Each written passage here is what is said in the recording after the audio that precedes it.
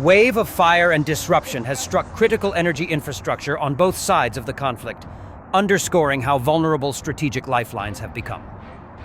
In Ukraine's Zakarpattia region, an explosion tore through a section of the Druzhba gas pipeline near the village of Rososh in the Svalyava community. Emergency services confirmed that a fire erupted on the main gas line, triggering an immediate alarm. Crews moved quickly to shut off the gas valve, limiting the spread of the flames and preventing a larger catastrophe. Even so, the incident highlights the fragility of key transit routes deep away from the front lines. Hungary and Slovakia remain heavily dependent on the Druzhba pipeline for energy supplies, and Ukraine is targeting it to disrupt Russia's export leverage and undermine the flow of revenue and influence that helps sustain Moscow's war effort. At the same time, Russia's energy sector has suffered a major blow. The Novochakhtinsk oil refinery, one of the largest suppliers of petroleum products in southern Russia, has been forced to suspend operations after its equipment was damaged in an attack on December 25, 2025. Both primary crude processing units at the facility have been shut down, effectively bringing refining activity to a halt. With an annual processing capacity estimated at 5 to 7 million tons, Novochakhtinsk is a crucial hub for fueling southern Russian regions. Its sudden shutdown threatens to strain fuel distribution and logistics, especially during periods of high demand. Industry sources indicate that key technical systems were affected, making continued operation unsafe until extensive repairs are completed. There is no clear timeline for a restart. Analysts warn that restoring damaged primary processing units can take weeks or even months, depending on the severity of the damage and the availability of replacement components. Each day offline adds pressure to an already stressed refining network. Russian claims that Ukraine attacked Putin's refinery strain credibility. While hitting heavily defended sites isn't impossible, the story of 91 drones cited by Lavrov appears completely fabricated. There is no evidence to support it, and the scale seems wildly exaggerated. The Kremlin has turned protecting Putin into a fortress-level operation. 19 guard towers, S-300 air defenses, and electronic warfare positions surround him and Alina Kabaeva. Penetrating such a network with dozens of drones would be virtually impossible without leaving verifiable proof. Analysts suggest the claim may be propaganda, possibly pushed by hawks anxious about a potential peace deal, rather than a real event. In short, the attack narrative seems more like Kremlin theater than battlefield reality. It gets even better. Putin's advisor Ushakov claims Trump was shocked and outraged by Ukraine's alleged drone attack on Putin's residence.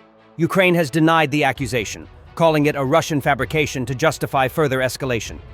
Ushakov says Putin warned Trump the attack will lead to a shift in Russia's negotiation stance and won't go unanswered.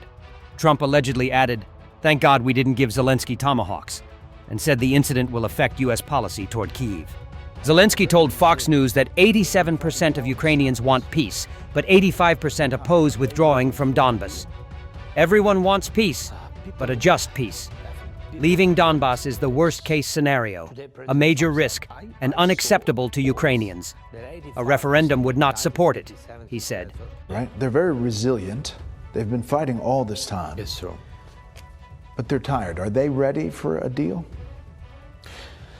People want peace.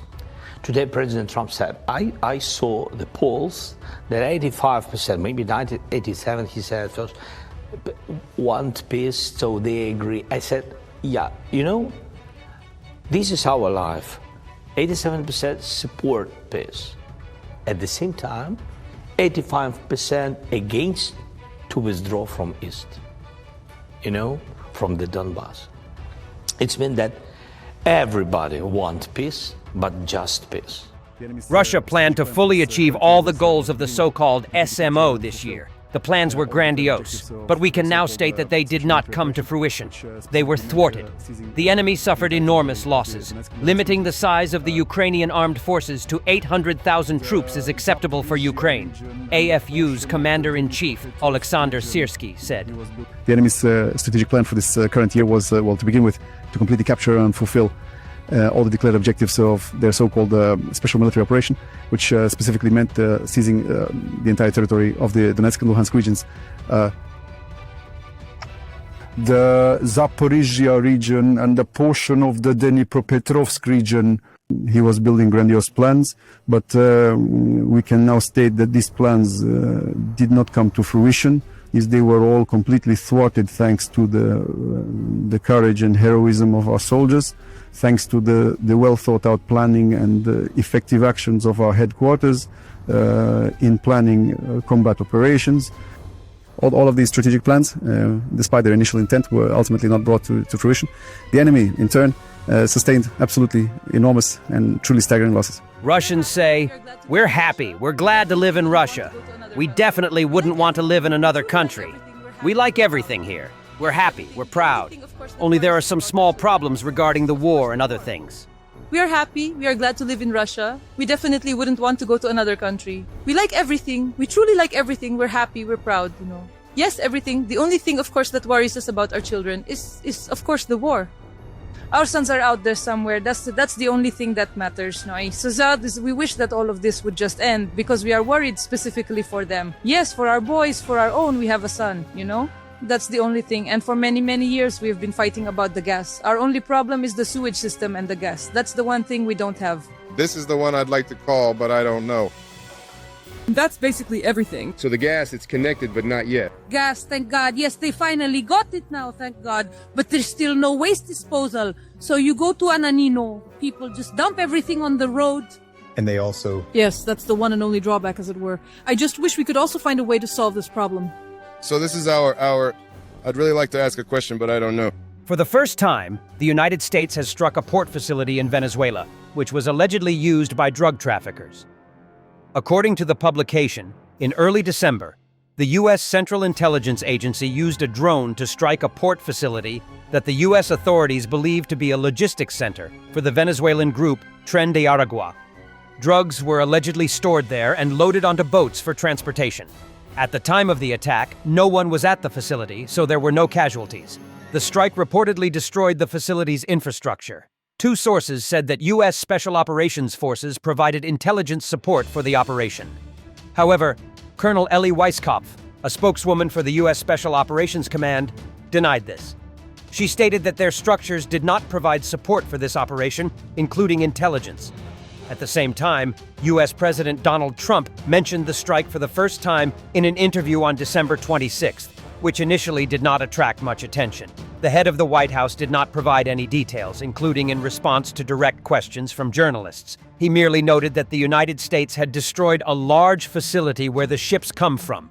When asked about it again on Monday, Trump said the U.S. attacked in the area of the docks where they load the boats with drugs. But he declined to comment when asked whether the attack was carried out by the military or the CIA. One source said the strike was successful because it destroyed the facility and its vessels, but called it largely symbolic because it is just one of many port facilities used by drug traffickers in Venezuela. Journalists note that this strike could significantly exacerbate tensions between the United States and Venezuelan President Nicolas Maduro, who is under pressure from the United States to resign. Trump recently said that Maduro's regime has been officially recognized as a foreign terrorist organization. He also added that Venezuela is allegedly completely surrounded by the largest armada ever assembled in the history of South America. Thanks for watching, and don't forget to subscribe. Also, if you want to support Warthog Defense, please become our member and get early access to new videos, exclusive members-only videos, and become administrator in comment section. The membership link is in the description. Rescues every day. We had a guy last week, it's 6 rescues in 6 days. You know, he's doing the job every day.